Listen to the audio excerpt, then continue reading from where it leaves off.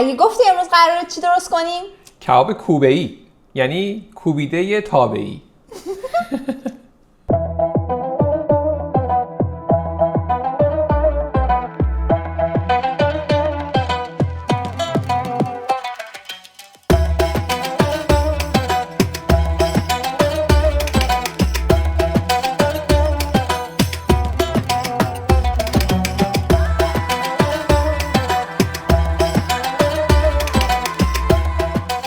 سلام دوستان، اینجا فودبازیه. من وحیدم. منم تنازم.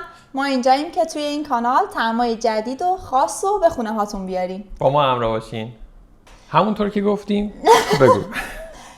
کباب کوبیده از اون غذاهاست که نمیشه ازش گذشت و بعضی وقتا امکانش نیستش که بتونیم بیرون کباب کوبیده درست کنیم. پس ما ترجیح دادیم که توی خونه درستش کنیم و به شما هم آموزشش بدیم. یا واقعا یه وقتایی نمیشه منقل و اینا رو برپا کرد، حالا یا بیرون سرده یا امکانش نیست یا هر چیزی. یه روشی هستش که طبیعتاً مثل اونی که روی منقل و نمیدونم زغال و آتیش و اینا نمیشه، ولی خیلی نزدیکه بهش و کارو در میاره. ما اول به مهمترین مسئله‌ای که اینجا داریم گوشته. یه گوشت چرخ کرده خوب تهیه بکنین. اگه تونستین خودتون چرخ بکنین بهتره که مخلوط گوسفند و گاو باشه یا گوساله. گوسفند و گوساله باشه. مثلا 50% گوسفند، 50% هم گوساله. و چربیش هم مهمه که چه میزانی باشه. چربیش هم سعی بکنین بین 20 تا 25% باشه، چون خیلی مهمه برای اینکه کباب خوش طعم‌تری به شما بده.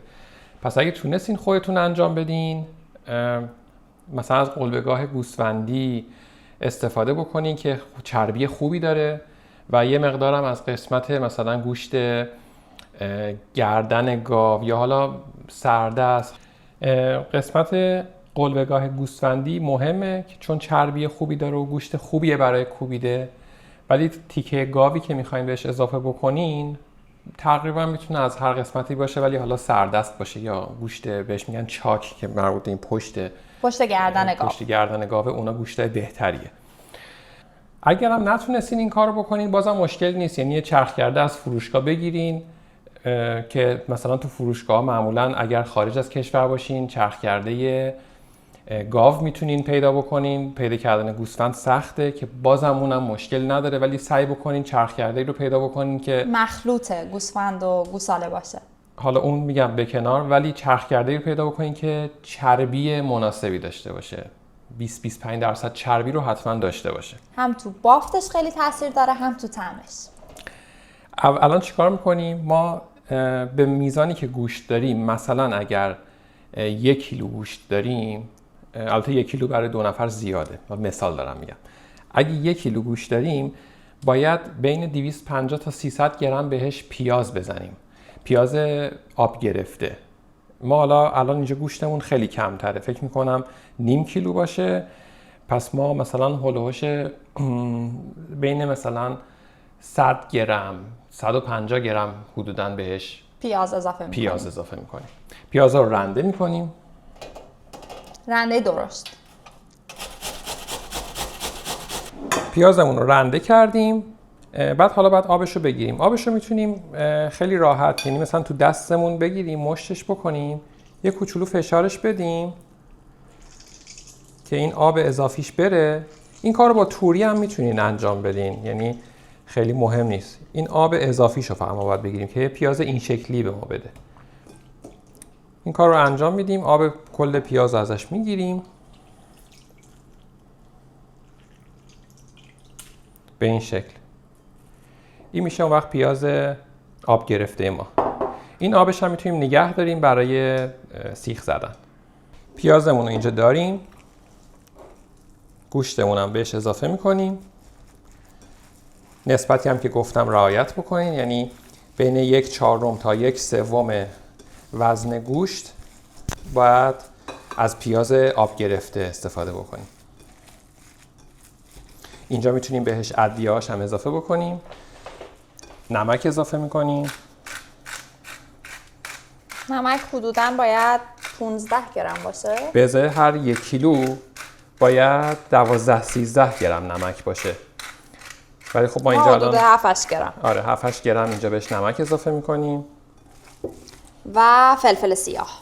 فلفل سیاه هم به میزان دلخواهتون اضافه بکنیم. ما به میزان چشمی دلخواهمون اضافه میکنیم. بعد اینو انقدر ورز بدین تا اینکه یه جورایی چربی گوشت بچسبه به کف دستتون. یعنی چربی گوشت رو شما باید بتونین به کف ظرف و حتی کف دستتون ببینین. حالا ما اینو ورز میدیم تا بهتون نشون بدیم چه شکلی میشه.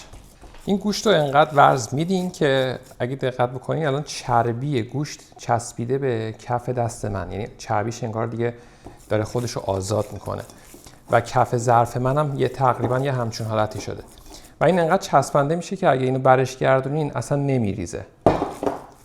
تا این مرحله پیش برین و دیگه کافیه.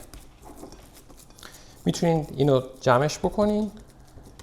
اگه دوست داشتین میتونین یکم بهش استراحت بدین توی یخچال، میتونینم نه مستقیم بریم مرحله بعدی. ما گوشتمون رو آماده کردیم، چسبندگیش هم خیلی خوب شده، دیگه از کاسه نمیفته. حالا نیاز داریم که اینا رو به شکل کباب کوبیده در بیاریم. حالا اینو هر جوری که میتونین انجام بدین مشکلی نداره. مثلا میخواین به صورت کباب لوله‌ای باشه، آره میتونین تو دستتون شکلش بدین یا مثلا بذارین رو کاغذ روغنی مثلا تختش بکنین اون شکلیش بکنین یا حتی توی این وسایلی که قالب میزنه. آره هر جوری که تونستین اینو اون شکلی در بیارید مشکلی نداره. ولی خب ما اینجا میخوایم از همون سیخ کوبیده استفاده بکنیم و اینو روی سیخ بذاریمش و از سیخ درش بیاریم. حالا ببینید چه شکلی میشه.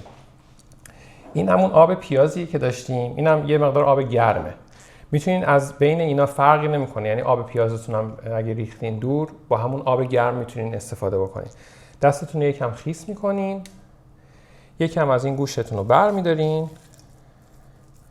حدوداً فکر میکنم 200 گرم؟ نه 200 گرم زیاده برای تو تابه، چون تابه قطرش 28 سانت تابه ما 200 گرم کباب زیادی میشه. من مثلا هولوش 120 گرم برمیدارم. اینو اینجوری بعد اینجوری میتونی 2 تا کباب بخوری. آره ببینین چقدر چسبندگیش خوبه. اینو راحت میذارینش به سیخ میچسبه. بعد دوباره دستتون رو خیس میکنین، حالا یا با همون آب پیاز یا با آب فرقی نمیکنه. اینو یه شکلی بهش میدین شبیه شکل کوبیده مثلا اینجوری. من 1-2 دفعه دیگه روش حرکت میکنم.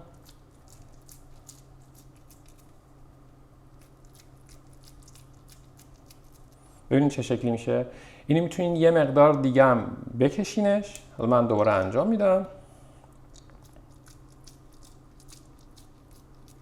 فکر کنم تا همین حد کافیه که تو تابه جا بشه. این شکلی که هم خیلی خوشگله. آره این شکلی که درستش کردین حدوداً میتونین به آرومی از سیخ درش بیارین. یه مقدار اینجاشو اینجوری میکنیم و یه مقدار با دستتون اینجوری بگیرینش و آزادش میکنیم و میذارینش روی. یه مقدار سخته ولی انجام شدنیه. اینو بذارینش روی کاغذ روغنی که نچسبه. پس یکم دستمون رو خیس میکنیم، از گوشت یکم بر میداریم، هولوش 100-150 گرم. اینو به سیخ میزنیم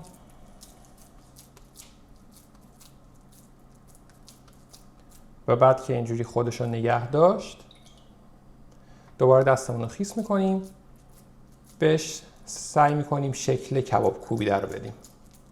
این شکلی. خیلی هم نباید بزرگش بکنیم که توی تابمون جا بشه. به نظرم همین اندازه کافیه. بعد که اینجوری شد اینو به آرومی سعی میکنیم بدون اینکه خیلی خراب بشه از سیخ جداش بکنیم. یه مقدار به هم میریزه ولی خب حالا مشکلی نداره. شبه کباب کوبیده میشه. شبه کباب کوبیده میشه. کنار کباب کوبیده گوجه که جزو جدا نشدنی این غذاست.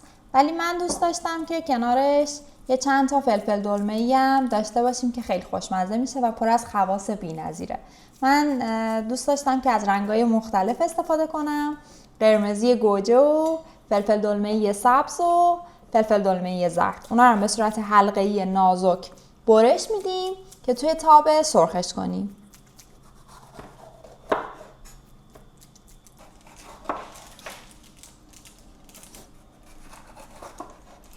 راستی حواستون باشه که کباب که بدون برنج نمیشه که. یه دونه کته خیلی خوبم بذارین. اگرم نمیدونین چجوری، اونجا لینکشو میذاریم که برین ببینین.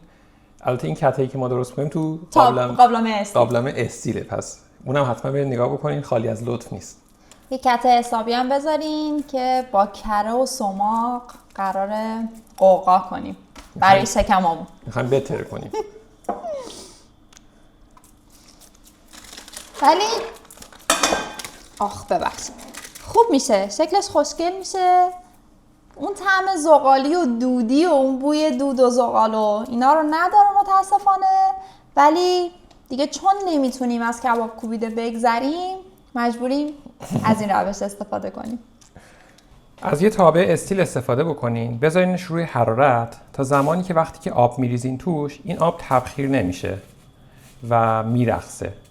این دماییه که آماده است برای اون کاری که ما میخوایم انجام بدیم. شما میخوایم نچسبش بکنیم.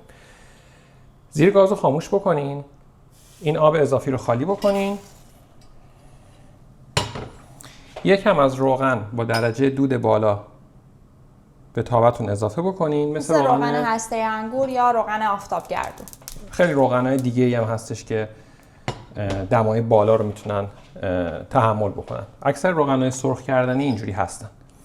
و یه مقدارم کره اضافه بکنین.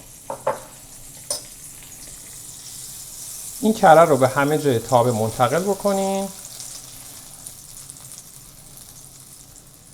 تا زمانی که کل کره آب شه و از این صدا بیفته. الان آماده است. وقتی که به این مرحله رسید میتونیم کبابا رو بهش اضافه بکنیم. با احتیاط کبابا رو دستمون بلند میکنیم و به تابه منتقل میکنیم.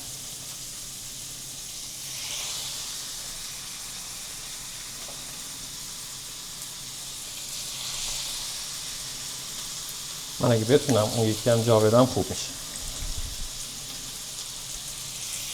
شد. حالا زیر گاز رو روشن میکنیم، میذاریم روی متوسط رو به زیاد که این کبابا آب نندازن. میخوایم اون حس کباب کوبیده رو که رو زغال و منقله بهش بدیم. ما کبابمون داره آماده میشه.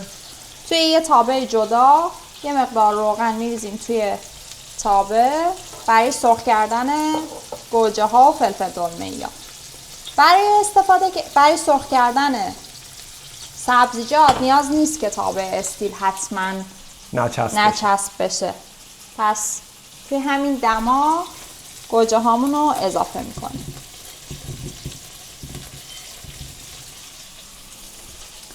فلفل دلمه‌ای رو هم میچینیم توی تابه.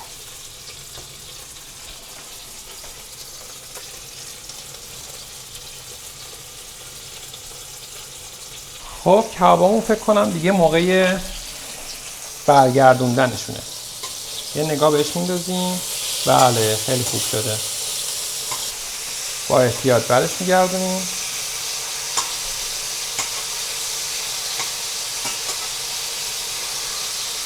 تا اون برش هم حسابی برشته بشه.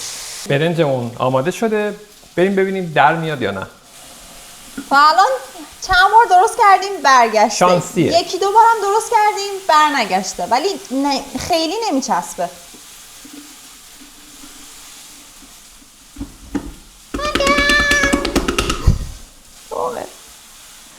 برنگشت ولی جداه کامل. اینجاش فقط یه ذره داره با ما بازی میکنه.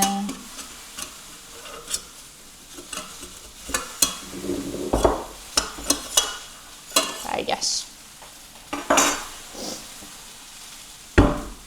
خب این هم از برنجمون اینجوری شد. تدیگش قشنگ خوب شده، عالی شده. کره‌ای این از کته که یادتون نره ویدیو رو ببینیم و این از کباب ما که نسبتا خوب شده. اینو به نظرم خیلی خوب شده. بریم امتحانش بکنیم. سماق یادتون نره، جاتون خالی.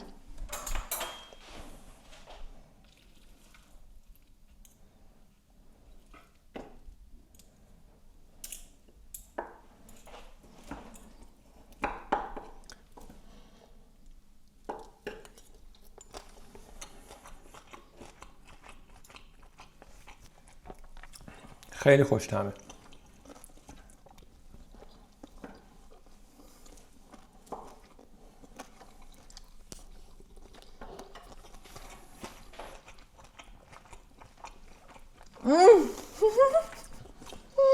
یعنی تا 95% کار کوبیده رو میکنه. اون 5% هم دیگه اون حس زغال و آتیش و ایناست.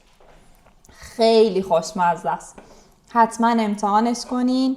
این یکی از غذاهاییه که واقعا نمیشه ازش گذشت. خیلی سریع آماده میشه، خیلی خوشمزه است و دیگه اون حالت نبودن زغال و نشدن و اینا رو میتونیم با این قضیه جبران کنیم. چقدرم کیف میده. بدویم زودتر ویدیو رو قطع کنیم و همه رو بخوریم. حتما درستش بکنین. فلفل دلمه‌ای هم یادتون نره، خیلی خوشمزه میشه کنارش. واقعا خوشمزه میشه. نکاتی که گفتیم رعایت بکنین. نذارین گوشت آب بندازه، چون وقت گوشت پخته میشه نه کباب. اون آبش رو از دست میده، بر همین اون طعم واقعی که ما الان داریم تجربه میکنیم و متاسفانه وقت شما تجربه نمیکنید. چون معمولا که ایرانی‌ها کباب تابه‌ای درست میکنن، کل کف تاوه رو پر میکنن با گوشت، بعد زیرش رو کم نسبتا روشن میکنن و این میپزه. اونم خوشمزه است، ولی اگه میخواین این حس کباب شدنه رو به دست بیارین حتما باید زیر تاوه‌تون زیاد باشه تا اینا اصطلاحاً برشته بشن و کبابی بشن و اون آب نندازه که بخواد تو آب خودش بپزه. حتما امتحانش بکنید. اگه از ما خوشتون اومد ما رو دنبال بکنین، سابسکرایب کنین، لایک کنین، کامنت بذارین، به ما انگیزه بدین که ادامه بدیم. ممنون. خداحافظ. خداحافظ.